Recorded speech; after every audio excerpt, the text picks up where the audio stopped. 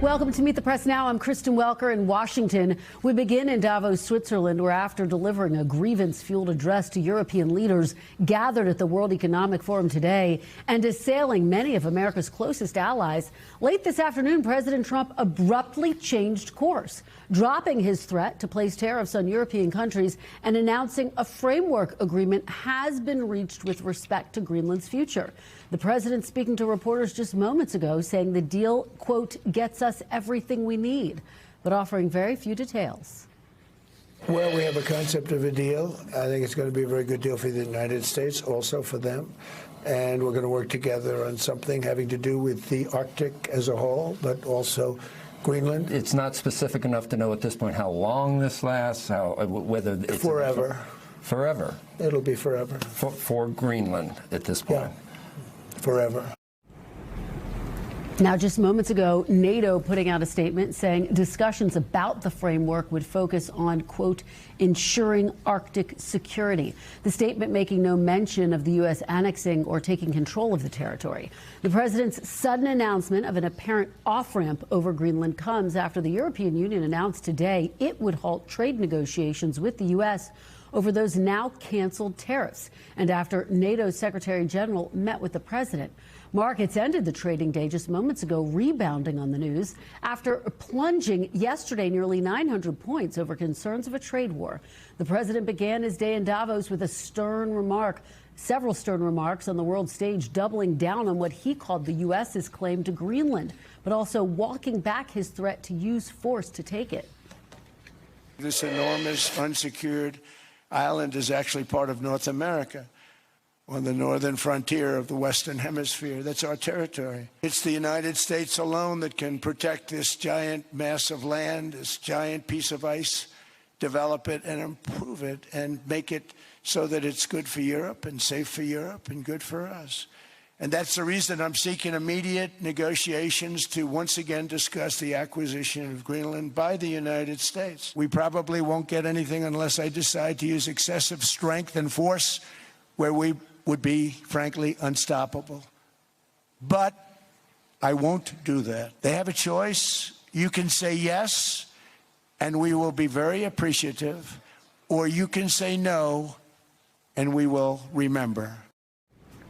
President Trump also invoking Denmark's fall to Germany during World War II as part of his justification for why the U.S. should control Greenland, and going on to mock many of America's traditional allies. And after the war, which we won it big. Without us, right now you'd all be speaking German and a little Japanese, perhaps. Canada gets a lot of freebies from us, by the way. They should be grateful also, but they're not. I watched your Prime Minister yesterday. He wasn't so grateful. But they should be grateful to us. Canada lives because of the United States. Remember that, Mark, the next time you make your statements. The problem with NATO is that we'll be there for them 100%. But I'm not sure that they'd be there for us if we gave them the call.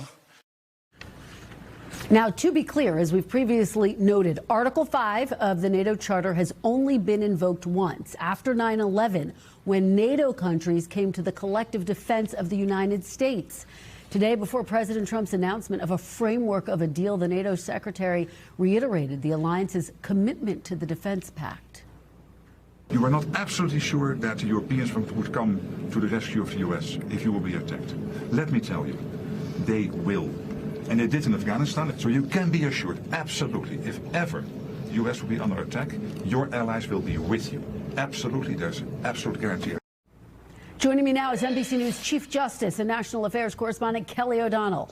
Also with us is former U.S. Ambassador to NATO, Nicholas Burns, and Sir Trevor Phillips, presenter of Sunday Morning with Trevor Phillips on our sister network, Sky News, in the UK. Thank you all so much for joining us. Kelly, I'm going to start with you.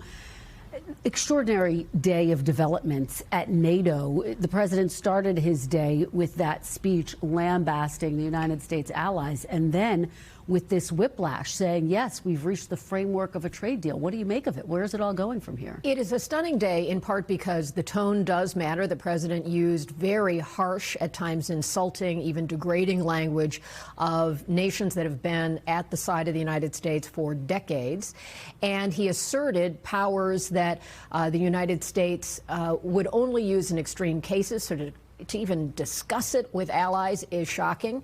And then a very quick change of tactics. And there was a lot of pressure brought to bear. Certainly the EU had talked about backing out of a trade agreement that the president had touted as a victory just months ago, an important trade pact. They were willing to put that aside. Mark Rutte, the Secretary General, making clear that NATO has in fact supported the United States. How the president asserts that against the evidence of history is stunning on itself. And to now, basically, it seems the framework is to stop talking about Greenland. And by that, I mean, they can't say if it's ownership. They can't say, he said forever. Clearly, that's not the nature of one of these agreements. So they have reached a point where they, I think, have made clear to him the Danish people will own Greenland. Greenland will self-determine its own future. And they want that partnership. And so the U.S. has had an invitation to expand in Greenland for 50, 60 years.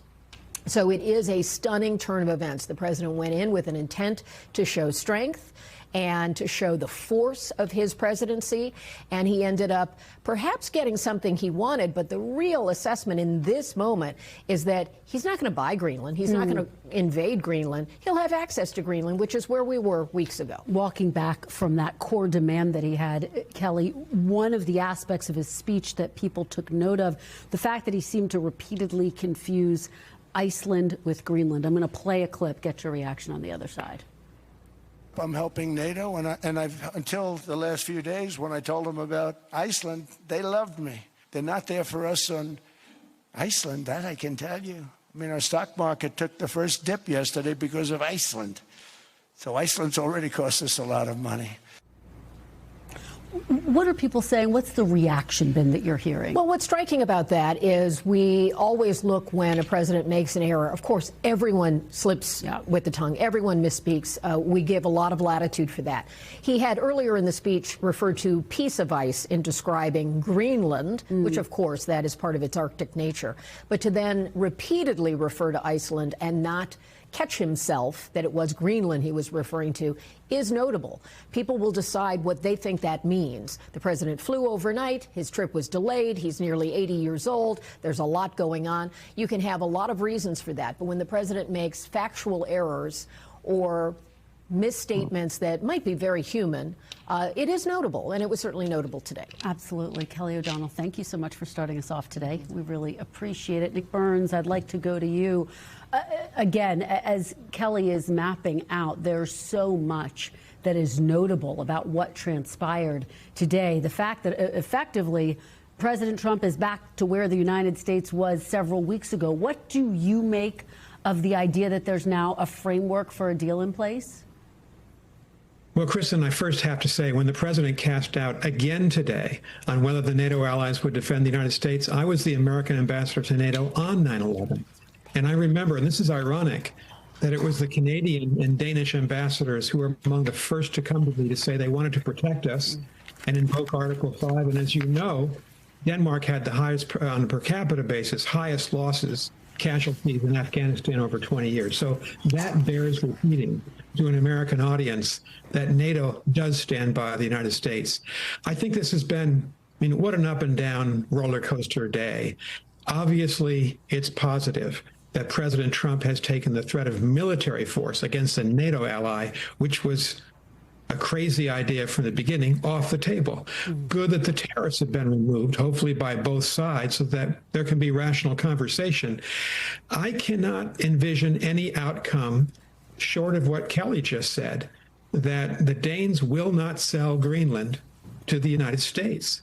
And the European Union countries solidly behind Denmark. So what this might be is the administration backing down, and agreeing that there has to be a NATO solution, and that was the right answer all along, because there is a 1951 agreement in place where the United States, and the Danes have been clear about this recently, can go into Greenland, establish as many bases as we want, and build up our military capacity. But if we're smart about it, this is my last point, we'll want to take advantage of the extraordinary experience in.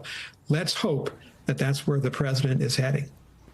Well, and to zoom out a little bit, and you give us such good context, Ambassador Burns, is there some damage that has already been done that cannot be unwound? You heard some of the president's remarks today, incredibly sharp, including directed at the Prime Minister of Canada.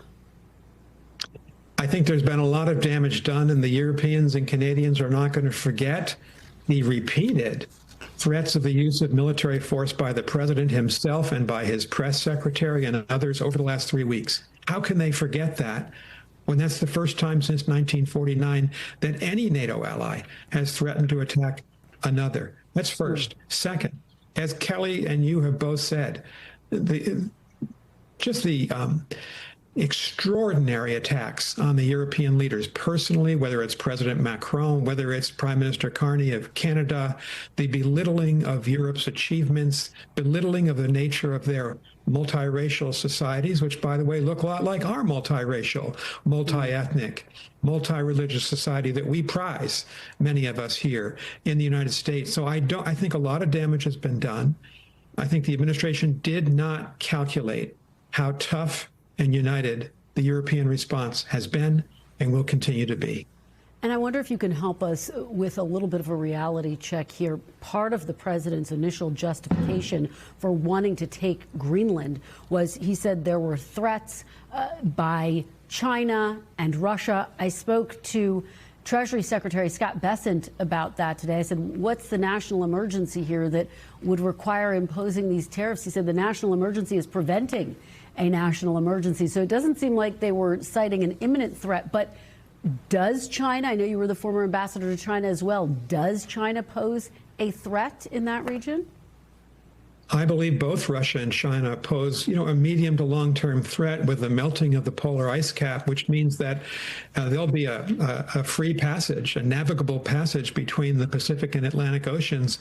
And certainly the Russians and Chinese will take advantage of that. But there's no imminent threat. And again, because there is this longer-term threat, the best way for the United States is to work with Finland and Sweden and Denmark and the other countries to be strong enough in Greenland to protect Danish territory, that the Russians and Chinese will not be successful if those are their long-term designs.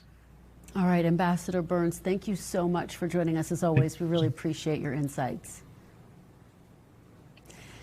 I want to go now to Sir Trevor Phillips. Thank you, as always, for joining us. You are always here on these really big days. Today is yet another one. And again, just remarkable developments with President Trump starting the day with that fiery speech and then the whiplash over his threats of imposing more tariffs on the United States' European allies. What do you make of what happened today?